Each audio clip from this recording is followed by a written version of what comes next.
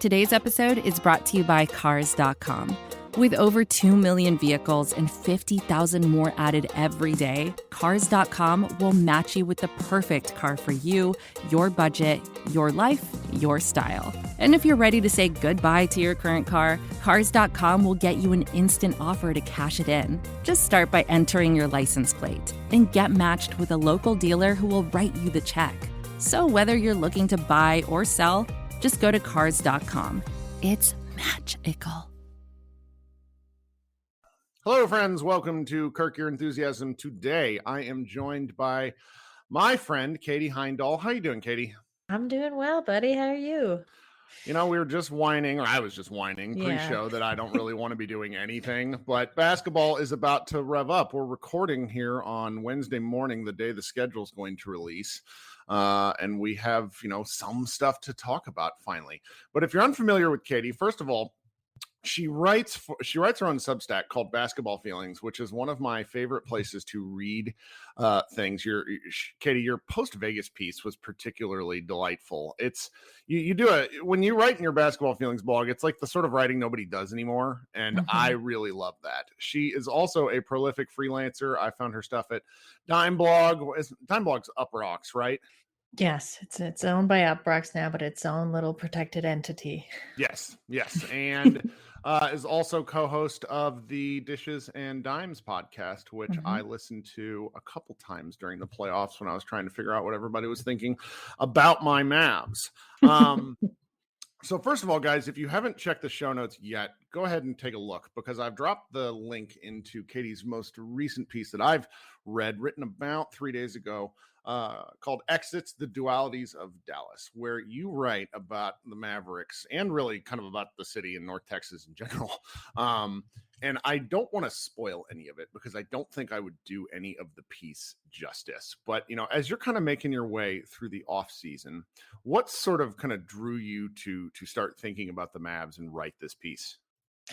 Well, I started this series. This is part of a larger series called Exits, which I did for the first time last year. And I always start it with a lot of energy and freshness. And then when I get to this point, I'm like, But it's basically, I write one of these for every team that's been eliminated from the playoffs in the order that team is getting. That's eliminated. Fun. Yeah. So again, like when you start, you're like, great, this is fresh. I remember these games well. And then you get to these ones, in the case of like the Western Conference Finals, Eastern Conference Finals, which is where I'm at now. And it's like, I got to go back and like jog my memory. But the way that I like get really into these is by also like delving into history of places. Some of the places I've been before, in the case of like American cities or the states that these cities are based in. And there's always usually something that's like very intriguing or kind of catches my imagination or jogs my memory a little bit. But the Mavs were kind of tricky because, Kirk, I have to admit, I didn't watch so much Mavs basketball because I kind of have a love-hate relationship with Luka. Sure. Lots of people do. My buddy Andrew Sharp. Yeah. Andrew Sharp will not. He's like, I hate your team. He's like, I will not watch your team because I don't like watching Luka. And I can understand that because sometimes it's a stylistic preference. Mm-hmm. Yeah. And I'm not I won't even say biggest. I am not a Jason Kidd fan. But there's like, there are glimmers of this team that I like, which is why I actually like writing these and kind of delving in and taking probably longer than I should, but it's the time I need, but like days to kind of do the research and go back and dig around, because it always reminds me of like a silver lining of a team. Even if it's a team I don't necessarily like that much or follow that closely, there's always something that is very like intriguing and ends up being kind of like weirdly even beautiful to me, which happened with the Mavs, I gotta say. Yeah, and that's why it's like I'm kind of, and to a certain respect, it's a little bit difficult to talk about the piece because it bounces around between the city and elements of what happened with this Mavericks team. And I got into kind of a fun argument with my team over at Mavs Moneyball about your piece, because one of the things that I thought was particularly insightful that half of my group disagreed with was that you talked about how the Mavericks in the playoffs, what worked so well for them is it inevitably what led to their demise, I think. And that the Warriors the way the Warriors play basketball is really unlike so many other teams. And and this happens to like most of the league, but it's this particularly, the Mavericks seem to squeeze so much blood from a stone that the Warriors basically exposed every single like weakness that the team had, and kind of I don't know, it was a little bit of a, like, it wasn't quite going out sad, but it, after like such a fun playoff run, it was really wild to watch what the Warriors do turn everything the Mavericks did well on its head. Particularly, you referenced like elements on defense where guys, where the Mavericks had been so good at wing defense, where all of a sudden like cuts were occurring where they just weren't ready for it. And I've been thinking about that a lot the last several days, as you and I've tried to schedule this, because it's funny. I don't know how you correct for that other than getting better players. Is that too mean? I don't really know. I mean, it's mean. Yeah, it's a little mean. I think what was lacking for me is like this level of ingenuity, right? Because what struck me going back and especially watching, especially those sequences where like Luka would get double teamed and then the rest of the team is just standing still, literally frozen, right? And then you've got the Warriors kind of cutting. I mean, you can't really account for Steph Curry, but the rest of the team you can. But it's just like there were no answers, because when your whole system comes down to just like rigor and habit, and like these drills, that it's like, yeah, you have them like they're rote memory, like you know where you should be at all times.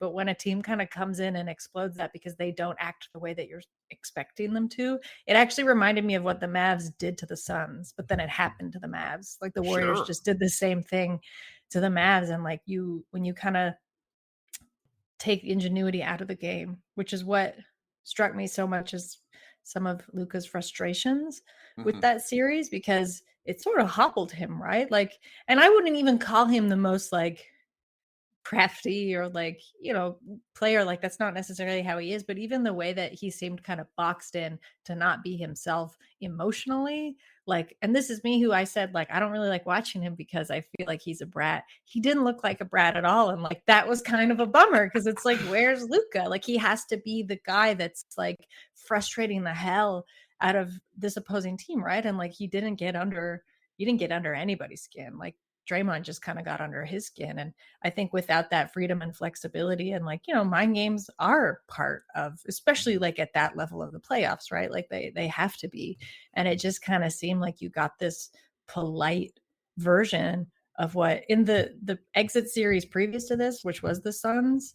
I called the Mavs a rude team. Like they're a pretty rude team, but they didn't look like that at all against the Warriors. The Warriors looked like they were just sort of having fun with them. And like, that's to me always the worst sign when you're watching a series. And that's when you're like, ugh, like this seems like it's going to be over.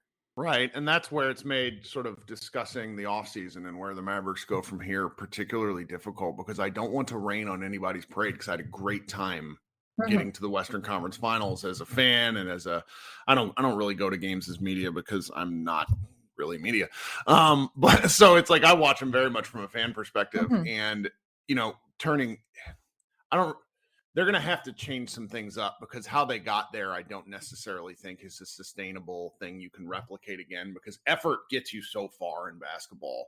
But at a certain point, other things start to win out, like the way the Warriors did it. And it just, to a certain degree, what you just described reminded me of the 2007 Mavericks against, of course, the Warriors, where they ran into a buzzsaw and simply could not adjust. And how you describe Luka in this is one of the kind of like ongoing arguments or debates I have with friends, because like today in about 2 hours, Serbia and Slovenia play each other, and I'm pretty sure it's a friendly match, but it's going to be incredible, because the way the Euro rules work, particularly with zone defenses, forces all these teams to play an incredibly different style of basketball. It's like the NBA went from being very closed off, and European basketball was the wide open game, and really its elements of it have switched.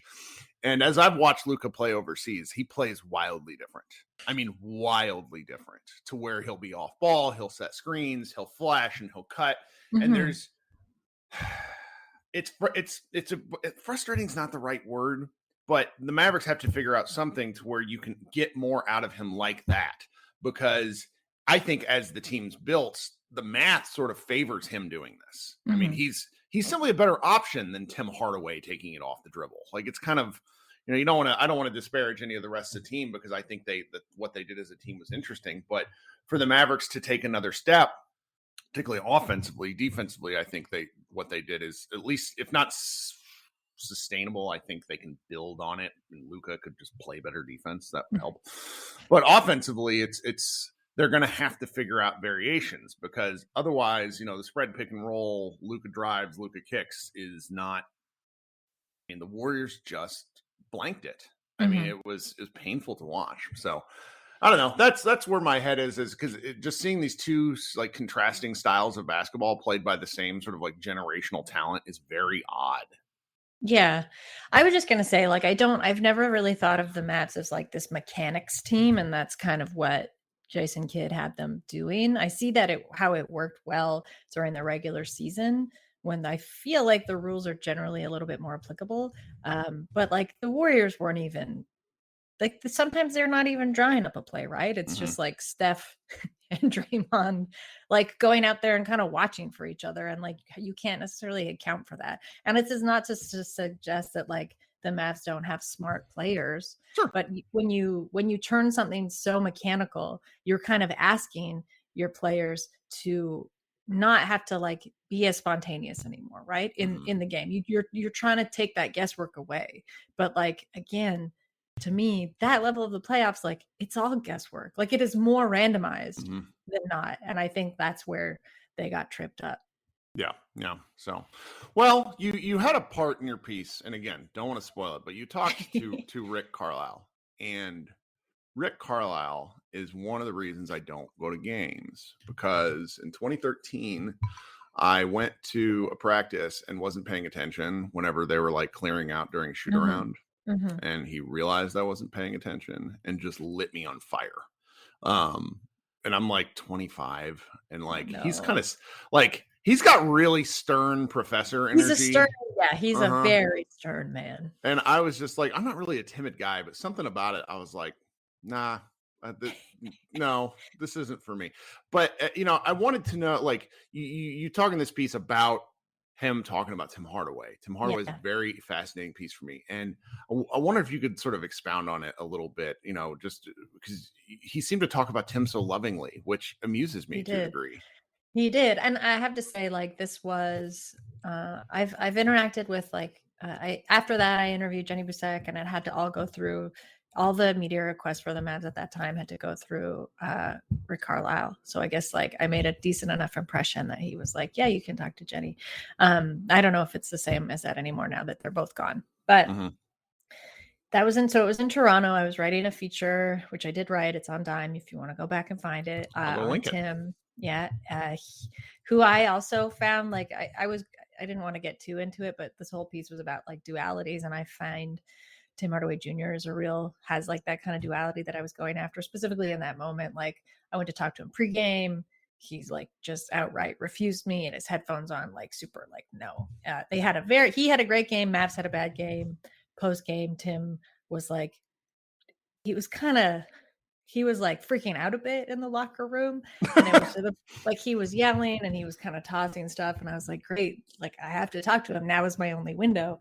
Right. But when I went up to talk to him, he just kind of switched. Like, it was like he went totally pro, super quiet, just like we had a great conversation. So I was like, this is interesting. Anyway, but to Rick, he did his pregame little media scrum in the tunnel. And that's usually where you get, your time with the coach. This was like pre-pandemic. But then there's this time after that where you can go out on the court, at least in Toronto, and like warm-ups are still happening. Usually media is kind of cleared off to their seats, but I like to lurk around during that time because you never really know who you're going to see. And it's worked for me, but I saw Rick, he was standing at the sideline, like at the baseline down where the Mavs were like just finishing their warm-ups. And I was like, well, I don't know. No one was around him. Like, and he was kind of on the side that his media can usually loiter more freely on, not on the side where the assistants and the trainers are kind of sitting and looking at plays. So I just went up to him and I introduced myself and just said, do you have a minute? I'm writing something about Tim. It would be great to ask you a couple questions. And he was like, yeah, for sure. I think he was like, are you going to start recording? I was like, yeah, I will. And again, like he just kind of switched. Like he is severe. Like he just has a severe stern kind of aura. He's a very also like tall. He's like almost like a militaristic posture, right? And he just softened. Like his whole body kind of softened. Like his shoulders went down. The way that he talked about Tim Hardaway was just like with such, like, as you say, like very lovingly and like kind of with a lot of joy, a lot of sympathy. He'd been hurt like the season before. That was like when he was in New York. He'd been out. Like Rick was like, he kept saying like he was playing on one leg and just like was talking about his recovery and rehab and just like what a difficult process that had been and just how important he was to the team at that time and what I think Rick wanted him to grow into, which is just this like a really important shooter and like a shooting presence, but also just like a real intelligence on the floor, which like I'd seen that in him before and kind of wanted him to land on a team where he could have that. I think that is happening a bit. I think Jason Kidd sees that too. But at the like this was like Rick's plan for him at the time. And then there was sort of this lull and I thought we were all done. Maybe it was about like 10 minutes or something. And he was just like, and I love him. And I still have the interview on my phone. That's because great. It was just that's such so a like, fun.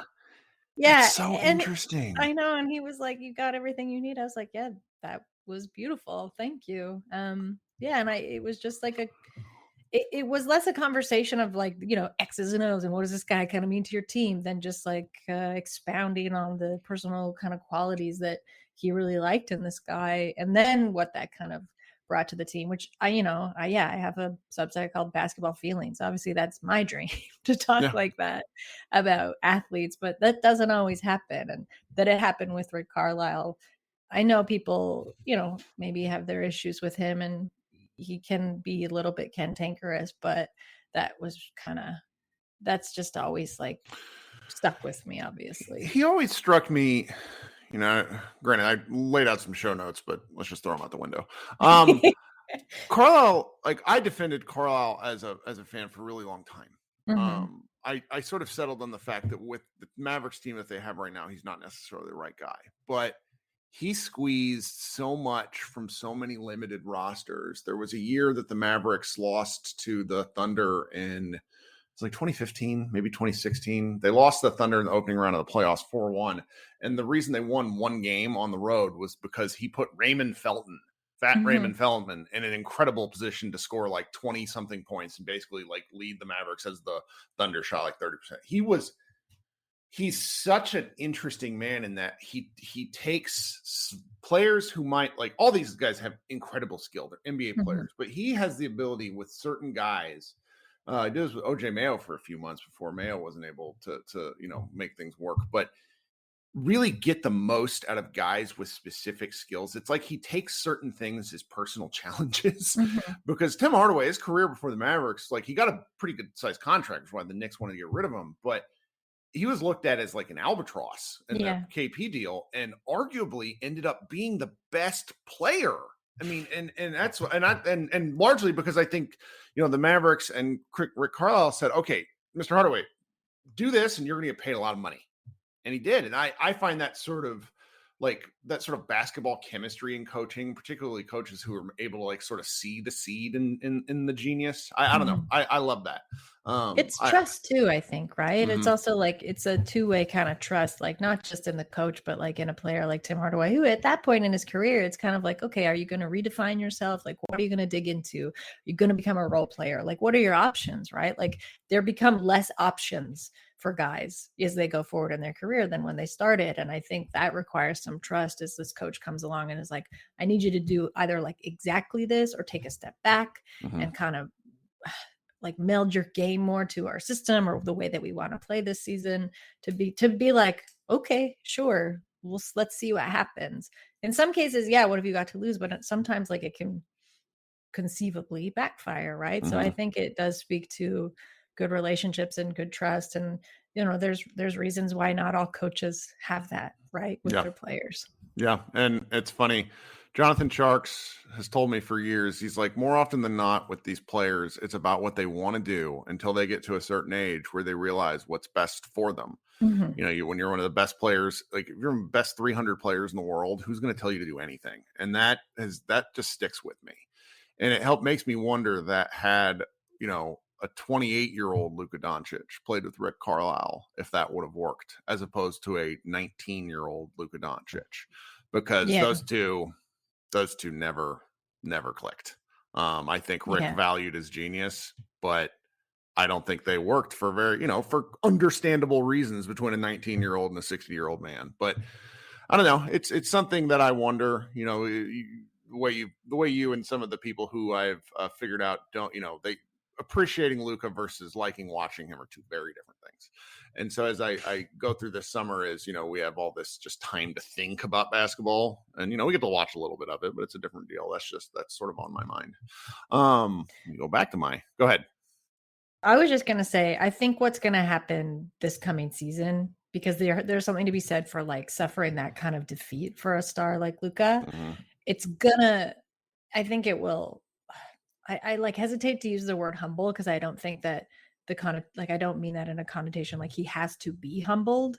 He's, I don't think anybody necessarily needs to be. I just think it's going to add some kind of gravity, I think, to his game going forward. Because I think when you get that close to something and you realize, like, he looked really he looked sad, but he looked almost just like cowed in those post games, like when they lost. And he was just like, he was so demure and like just quiet, and he was just like kind of at a loss almost. He's like, I guess I got to play better defense and Mm-hmm. Like his voice was really soft and kind of looked like a kid. He did look like a kid. Yeah, he looked like a kid. And I think I don't think it was on his defense necessarily only. I just mean that, he was processing that in real time, and now he's had some time to go away and play and be home again. But I think you get that close, you see how it was. You want it very badly again, but you become much more realistic, I think, in what like a take. So I wouldn't be surprised if Luka maybe looks at himself as more of like a stakeholder in the team this coming season, rather than just like a leader who not a leader, like a star who clocks in and out.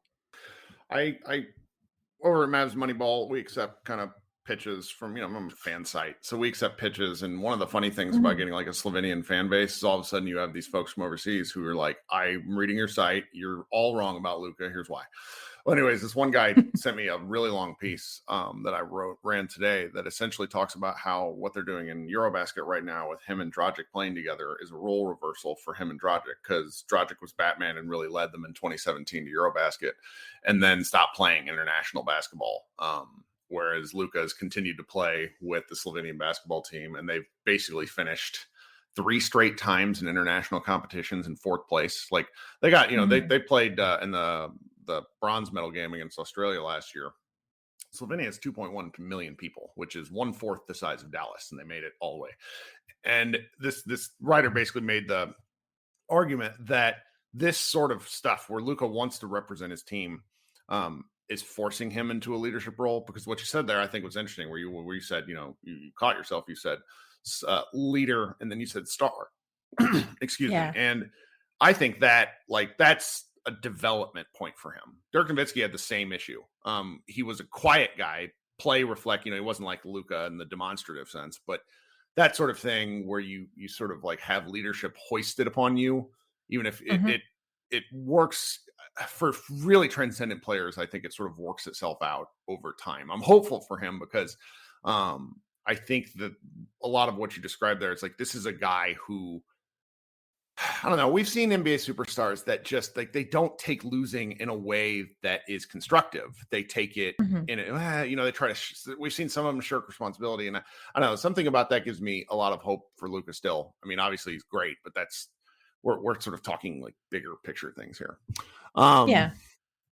So, I only told you I'd keep you 25 minutes. We're at 25 minutes, but I have a couple more questions for you. And I also told you good luck, because I know myself, Kirk. No, I do. My co-host and I, like, we do these post-game shows, and we're like, we're only going to talk for 15 minutes, and we ramble for 30 minutes. And it's like, how do we do that 82 times a year?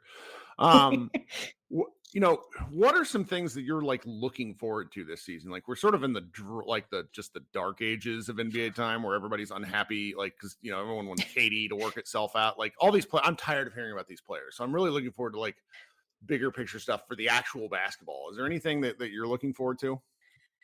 Yeah, I'm kind of looking forward to the young, very fun teams. I think that I think will be fun this year. So I mean, I'm a secret Pistons fan. Is it a secret? Anyway, I am a Pistons fan, and I'm very excited for that team. Oh, they're going to be so fun. They're going to be like, it's going to be messy and weird, and it's like going to backfire at times. Well, Cade Cunningham is a quiet psychopath. I don't think most NBA fans understand this. There's like, all these guys are competitive. This is a different dude. He is nuts. And so like that, he's not going to accept this for 3 straight years. Like, it's just not going to happen. They're going to be fun. Yeah, I think they're going to be a lot of fun. I'm very excited to watch the Cavs. Jared Allen's like one of my all-time. I mean, we're talking about that trade that brought like Tim and Porzingis. I think of the trade that Jared Allen was involved in, like with James Harden, and I still feel like Jared Allen to the Cavs, that was just like a train robbery for the Cavs. Like, they never would have got Jared Allen, like, if it didn't take that kind of 3-way trade to get him. So, and he was. I'm glad I'm just glad the Cavs didn't get very far, because there was a point last season where he was like, I might just play and like put off this surgery I have to have. But he's like, I hate when that happens, because he's like a young guy. Never works out well. It's not worth it, right? Like, you'll be back there. Like, the Cavs will be back there again this season. There's no reason why they won't. I am excited to watch the Raptors. I am excited to see Scotty Barnes on the floor again, just like based on the kind of footage I've been seeing with their camps this summer and what they've been doing. I'm a bit curious about the Heat. I feel like I'm kind of surprised PJ left, honestly. I mean, it's good for PJ. PJ should be getting the contracts, like the big contracts now at this point in his career, if he wants to go and not stick around on a team that seems to have a lot of stuff to work out still. Yeah, I don't know. The West, I know everybody's like, oh, the West is crazy, but it's not clarified as much for me. I'm excited to maybe see if the Clippers like pull an identity out for themselves instead of being this weird metaphysical basketball team. No, they're like an empire that's never quite come together. Like, you're and my friend Rob Mahoney wrote a really good piece that busted out in the middle of Summer League on it, and they're just, on paper, they look like a horrifying dreadnought. But this game is not played on paper, and half their team is made up of guys that could fall apart at any moment. I mean, I didn't realize how many surgeries Paul George had. That dude's a cyborg. Yeah. I mean, anyhow, I interrupted you. Sorry. No, it's okay. I was going to say, Rob's my friend too. He was on the Basketball Feelings podcast. We were joking around that it was Texas week because it was Rob on the podcast. Then I wrote that thing about the Mavs. He was my first boss. Really? Yeah. Not a bad boss to have. I mean, we can talk about it off air if there's anything bad. He's great. No, this is funny. It's embarrassing. I'll tell you the story because it'll take 5 seconds. The first piece I ever turned in was like this recap thing, and I wrote the first sentence was, it was a tale of 2 halves. It's the first thing I'd ever written, and his only piece of feedback back was, "Don't do this." Oh, no. But you were so excited. That's fine. Oh. Rude of you, Rob. Rob's great. He's like, he's so you hear it in his voice, and it's like, oh, okay. Yeah, I know. So. I can hear it. What else? I mean, there's plenty to be excited about. I feel like I'm always like in the fall, we're fresh, like it seems like kind of anything's possible. A part of me is even like ready to be duped by the Lakers again and see what happens there. The KD stuff, like it's not that I'm sick of hearing about it. I'm kind of just like, at this point, it feels like nothing will materialize, it should be good. Like, I think we're still getting back into the rhythm after like 2 pandemic seasons of like what quote a regular season looks like, right? And this past season was the closest to that. I think you can actually see it in like the happiness and the health of the athletes themselves too. I think like that rhythm is really important for them. So I guess mine are more just like generalities, I think one of the things they learned from the scheduling post-pandemic was that both like teams, the clustered scheduling with conference and division opponents, I really look forward to seeing what kind of happens later today, because certain things can swing, the Celtics, this doesn't get mentioned. When the Celtics went on their like tired, like their path of destruction, they also played Detroit, which was kind of not exactly at their best from February on. So it's like, if you play a team 3 times, 4 times in a 40-game span, that sort of stuff can be really interesting because, as we all know, over 82 games, you're not the same team. You're just so it's, the Suns had beaten the Mavericks, I think, like 12 straight times or something prior to the playoffs. Like, it was ugly. And then the Mavericks won, 6 of 7, or I'm sorry, 4 of 7. It's like, crazy stuff happens. So I'm I know the schedule release sometimes gets panned by people, but I love sort of projecting forward on that because, what if certain team gets to play Zion when he's still figuring it out early? Like, that's, as I betted on him in Vegas as a MVP I put $10 on him because I'm like, I just love watching that guy play. Yeah. He's just, there's just so many little things that in the West, you mentioned earlier, like health is just, I hate the fact that health is like always the deciding factor. It's always the deciding factor. But I am like, I've sort of reached my, like, I don't want to do any work. Let's not be confused, but I am ready to like watch basketball again. Like, I'm ready to like take it in. I'm not ready to like manage my website or staff or anything like that. Well, before I let you go, I need to ask, just sort of, because I don't know enough about you. How did you get into all of this? Oh boy. This being basketball coverage. Yeah. I've always written. I've always been a writer, but I have had like a string of other just like careers by now. So I do always, I consider myself coming to this late. Like, I've always been a fan. I've watched basketball since I was a little kid and played it. But I think that's really different. And for me, I remember I first started writing about it because to me, it seemed there was like a wariness in covering it, quote, seriously, because I do think as like a woman kind of entering that space, you get it. There's like a natural hesitation, at least there was in my head at that time. But I started writing for David Roth's then site, The Classical. I started writing NBA fan fiction. So if I'm remembering correctly, there was like one story about Paul Pierce being a vampire. There was another story about Chuck Hayes getting lost in the desert, driving a chuck wagon. The Classical was the first thing I like paid for. I remember this because I was super excited. That site was good. Roth needs to. It was phenomenal. And then I started to write them only on Halloween. But like David and I would have like an annual kind of Halloween thing. I still do them now at Basketball Feelings, and David will write the foreword. I've done 2 there so far. But the Classical's gone now. I think David just like didn't pay for that. I actually looked stuff up on the Wayback Machine because one of my friends named Andrew Tobolowski wrote a few pieces there that I just like, that are some of like my favorite things that anyone has ever written.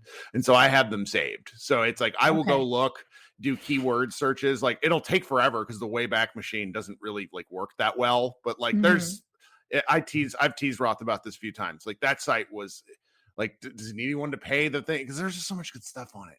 Anyways, he's told me that he's gonna like bring it back at some point, but like, David's a busy guy. I hope he does, because then I'm like, a part of me is like, oh shoot, I've lost all those stories. But then I thought, like, you know what? Yeah, like maybe I want to try and attempt about it way. So I started writing for a Raptors site called Raptors Republic. Was the editor-in-chief, and I remember like cold emailing Blake, because by then I'd been writing for other, like, I knew how to pitch. Like, I was writing not basketball stuff, like, like politics writing, like social commentary, like music writing, all kinds of stuff. And I sent him this really formalized pitch, which is, I'm laughing now because the vibe of the site was very much not that. And he was like, yeah, you can do something, like, we'll try you out. And I wrote something, and he was like, okay, this is great, you can write for us. So I did that. And then I think that like was a nice soft entry into what was then a very insular world of Raptors coverage and Raptors people. And like, obviously, it's a fan site. It's like a team site. But from that, first, I think maybe tried to emulate the voice of what you see is, typical sports writing, but realized pretty quickly, again, like, It's not really my voice. It's not what I'm interested in writing about. And once I got much more comfortable with the topics I like, which are more just like, where personal stories and kind of like the culture side of stuff like coincide and sometimes crash into the game stuff. So I just started pitching more widely, met a lot of the people that you and I both know now, and just like, found my fits places. I mean, I love it. took a lot of time. I love it.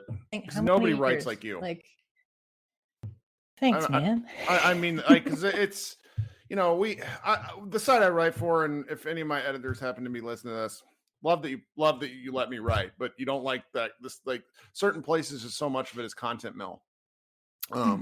And there's a market for it, but there's also a market for really beautiful basketball writing, which is why all of you people need to go click on the show notes. The very last link, I've linked it in there 3 times, but this one specifically says go give Katie a subscription, basketballfeelings.substack.com, and she's regularly putting out stuff. And I like that. If for anybody that hasn't used Substack before, it's pretty phenomenal, because like if you have multiple Substack subscriptions, they all download the app, and it's really easy to. It's like, do you remember when they got rid of Google Reader like a billion years ago, and the internet melted? Like Substack is giving me slight e-reader vibes, where it's like things just come to you that you like. So that is my pitch why everyone should get out there and go give Katie a sub, because it is great stuff. A great pitch. Thank you for that. I need to do it too. So forgive me that I haven't yet, but I get all my stuff. Like, in July is when all my subscriptions hit. And I was like, wait, why do I have $500 on my credit card? Oh, it's for the stuff that I pay for. Well, so, you can toss me a couple bones, but Basketball Feelings is free. The paid option gives you the podcast. The paid option also supports my work. Absolutely. But it's $7 Canadian. So for your audience, that's like a basement bargain. Sure. With the conversion. That's right. That's right. Well, thank you for giving me so much of your Wednesday early afternoon. I appreciate the time. I appreciate you having me. What a great interlude to the week, Kirk. Yeah. And I run this pod, like we have this feed, but I tend to run all the episodes through it, and I name them different stuff every time. And I've not in season, I don't get to do Kirk Your Enthusiasm episodes because there's too many games, but it's so fun to say. And it's really fun to say. So yeah, it's great. Well, guys, go through all the links. Give Katie a subscription. Give her a follow on Twitter, because she has the fun. Like, probably whatevs is a phenomenal Twitter handle. And I didn't get it in first until I said it out loud. It took me a while, but anyways, guys, I'm not sure what else I'm going to have up this week. I need to keep recording. I'm trying to bother different friends, but a lot of people just don't want to work right now, and I don't blame them, because I don't want to work either.